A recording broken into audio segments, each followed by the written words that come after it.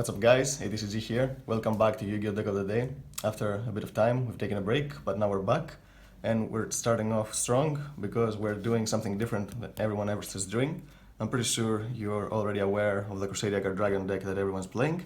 Well, we're going a different route. We're playing pure Crusadia. I think this is the best OTK deck you can run pretty much right now, because it has all the tools it needs to OTK, and from the support that it got with new Neostorm, with Dark Neostorm, it's got the card that it absolutely needed to crush the meta. So here is the deck, starting off with 3 Arborea. I'm pretty sure you're already aware of all the Crusadias, but they can be special summoned to a zone a Link Monster points to, and they have additional effects. Arborea is the Return of the Dragon Lords. When a Crusadia you control would be destroyed by battle or effects, you can banish her from the grave to prevent the destruction. 3 Maximus. Again, the same effect, and he can double the damage that one Crusadia Link monster does during this turn, but only that monster can attack. That's the most important Crusadia monster because it helps your Equamax to OTK. 3 Draco. That's the most important one in the Crusadia Dragon deck because it's the dragon one, so it helps you go to your guard dragons. But in this deck is also very good because it helps you recycle one from the grave to always have a Crusadia monster in your hand to keep going. Because in order for this deck to win, you need like combination of cards, but you need at least 1 or 2 Crusadias to be able to do it. So that's why you run 3 of all. 3 Reclusia. This is pretty much a break sword. When it's summoned, you can pop this and 1 card your opponent controls. That's not very relevant because you don't want to destroy your own cards, you want to keep them on the field. It would be good if you had Arborea in the graveyard, so you can protect this and still pop your opponent's card because it's a simultaneous destruction. This card is being seen in Salamangreats because it's a fire in level 3, so you can make your Link plays and your Stalio, but in this deck it doesn't have the same use as in Salamangreats. And 3 Leonis, this is just a name, it gives piercing to any monster, but it would be very situational for when your opponent has like a defensive board, so you want to try to break it, but still worth running at 3 because it's a name. And I played 2 World Crown. Not 3 because it's a once per turn, so actually all of these are, but you need to normal summon a Crusadia monster. This is a level 6, so you can normal summon it, but again it summons itself to a Link monster points to, and it's also a good disruption because it negates the effects of any monster summoned from the extra deck by tributing itself, so it's good for a first turn play if your opponent makes you go first, because this deck can do that much going first. And I'm playing 6 Kaijus. You can run any Kaijus you want, just have these lying around. Doesn't matter which Kaiju you give your opponent because your Equamax is always going to gain its attack points, so always going to be stronger than any monster you give to your opponent. But having a Kaiju, not only does it prevent the Sky Striker cards from being activated, but it also stops cards like Roar when they only have 1 Link on the field. You can get rid of monsters like Colossus or Abyss from the Thunder Dragon deck, or Goliath if you're playing the Crusader Dragon. So not only is it a disruption, but it's also a way to OTK faster.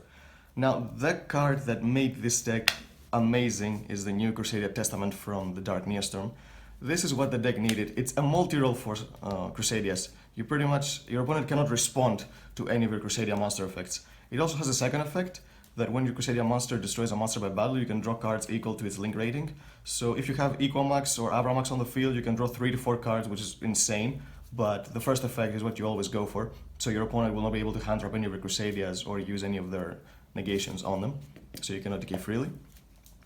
The field spell Revival, it allows your 1 Crusadia monster to attack all monsters your opponent controls, and it gives 500 to all your Crusadia links, so it's another tool to OTK. The only thing I would have loved for Testament is if it protected this from when it was activated as well, but you can't have everything, but still a very powerful card. And both of these are searchable. And the card I'm running as a spice in this deck is Black Garden. I figured that the games I was losing with this deck is when my opponent knew what I was playing and he was just passing turn without summoning anything, so I won't be able to give him a Kaiju, and on an empty board you can use Revival to attack multiple times, so there's no way you can OTK. You need a very specific hand to be able to OTK under an empty board, but this card fixes that, because when each time a monster is summoned, your opponent gets a token, so you can pretty much fool your opponent's board with tokens with just 800 attack, and attack all of them with Equamax, and cutting the Equamax's original attack in half doesn't even matter because he gets the boost from all the monster it points to. So that pretty much solves everything that the deck has. And 2 Terraforming because you need more copies. and I'm playing the Sky Striker engine, play 3 engage, 1 drones. This acts as 2 more monsters, because you need to have effect monsters, but you can make this a Kagari and a Hayate to pretty much have trigger 2 effects in just 1. And if you draw this a bit late game, you can also get a plus if you have another spells in the grave. And I'm playing Rota and Reborn for 2 1-offs. Rota searches Arborea, so it's pretty much the 16th Crusadia, and Reborn is also another extender that can work and help you play around board, especially going second. And I cut Call by the Grave from 3 to 2 because of Testament, so I think it's not as important, but you still can't rely to seeing Testament first hand every time, so I think 2 cold is also very nice. For the extra deck, I'm playing the standard 2 Magius, 2 Regulex, and 2 Ecomax. I think that's pretty much mandatory. I was considering playing 3 Magius because when your opponent makes you go first and you summon Ecomax, sometimes it's better to just make Avril Max instead of sitting on 1 negate. So I think maybe you would need a threat Magius, because if you use both of them during the first turn, then you won't be able to use them again for the follow-up. But again, I still think it's okay to run it too. This adds monsters, this adds spells, and this attacks. This gains the all of these gain the attack of the monster to the point 2, but this one is a link 3, you can give them a Kaiju, it gains the attack of the monster it points to upwards. It also has an effect that when you contribute one of the monster it points to negate anything, so it's the only play that the deck inherently has for going first. Avril Max is also a new addition from Neostorm. It's a generic, but in this deck specifically it's better because you can use Testament on it and draw 4 cards because it's a link 4. It's untargetable, it very much cannot be destroyed by battle unless your opponent is using a normal summon monster, which they most probably won't, because 3000 attack from a normal summon monster doesn't happen nowadays.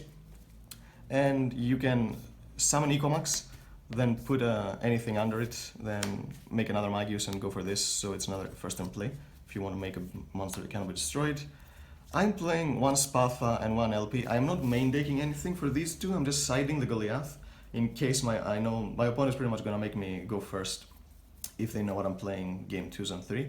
So I just have these 2 as the classic Crusadia, a small Crusader Dragon combo to make sure that my opponent won't be able to play under the Goliath.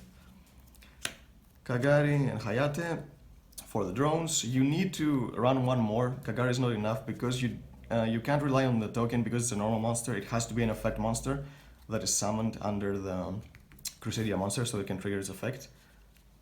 Phoenix, because some floodgates can kill this deck, so you have to run 1 Phoenix to make sure you don't lose to that. And also, I am starting to run this in pretty much every deck that relies on having a lot of monsters on the field. Power Code Toker.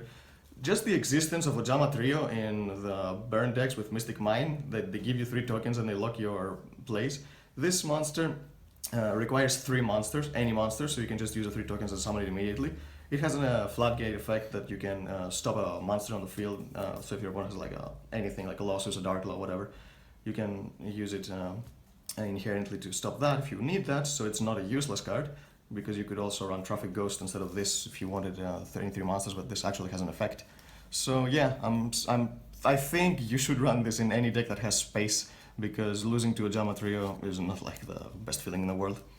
And I'm playing 2 Super Poly targets because I'm siding Super Poly. Dragostapelia is not as generic as Venom, it's a bit better than Venom against Thunder Dragons, but Venom can work against Orcust because they have Bardis and Galati on the field, and it can work against BA. It's a lot better, it's more generic than Dragostapelia, so when you're siding it, you should be able to use it accordingly in the matchup, and of course Violet Chimera because Salamangreats are always everywhere. And the side deck, I think for the hand traps in the side deck with this deck should not be the most generic hand traps, should be the most impactful hand traps. So starting with Lancia, you just need hand traps that can cut your opponent's turn completely. And against Orcust, this shuts them down, they can't do anything. Against Thunder Dragon it's mediocre, but it can still do some damage when they can summon Levianir or the Collapse Serpent and Wyver Buster. So I think it's more optimal to running such hand traps other than Ashen Impermanence. And with the same logic I'm playing 3 Droll. Because again, there are danger decks, there are a lot of FTKs, you can stop their entire turn with Trolls, so I think it's a more impactful hand trap than running in generic ones. Because you're siding them, you just put them in depending on the matchup, and you don't need to for them to always be live in the main deck like Ashen, Permanence and Veiler. The one Goliath, because I'm running LP and Spatha, so that I can lock my opponent's extra deck when going first. It's not as optimal because you won't be able to do a lot of damage, and Spath and LP only have 1000 attack, but it's still a fine body, 2750, so you can do some damage before your opponent gets rid of it, and then you can OTK. For spells, to Super Poly. With this deck, you don't want to resolve it immediately. You want to summon a Crusadia first, go into Mag use, and then use Super Poly, because locking your extra deck would mean that you have no further plays for this turn. So, but it cannot be responded, so it doesn't matter if you use it later. And you also get a monster under your Mag use, so you'll be able to trigger it, so you can do your combos. So it doesn't matter that you have to discard a card for it. 2 Twisters. I play Red Reboot as well, so that's why I don't think 3 is needed, because you don't really have a deck that can use a discard outlet. So, but it's really good against Orcust when they just set both Fog Blades. This is more generic because it can stop Roar too, because when you use Twisters against Salamangreats, you're pretty much negating yourself 1 because it'll just get negated and your opponent lost 1 card, you lost 2. So that's not the best, but Red Reboot solves that all, unless they have both trap cards. And the last card in the side deck is Vanguard. Again, it's another card that was made for Crusadias when going first, so I don't think it's worth maining in this deck, but when your opponent, you pretty much feel like your opponent will make you go first, then you can side this in. You can, quick effect, you can tribute any Crusadia monster, spell summon Crusadia or Legacy, World Legacy, so you can, usually, what you'll do with this is you will either summon World Crown, so you can negate an effect, or when your opponent starts playing, you will summon Reclusia, and you will pop a card, so that has 2 uses, and usually you will summon it under Equamax, so with this you can get 2 disruptions because Equamax will also negate something from the extra deck. So yeah, that's the deck, guys. I think it's a lot more fun than actual Guard Dragon Crusadia, because I don't like doing huge combos and break my board decks. I think making your opponent do something and then try to push through it is much more fun, so that's why I prefer this deck overall. So yeah, I hope you guys enjoyed. See you next time.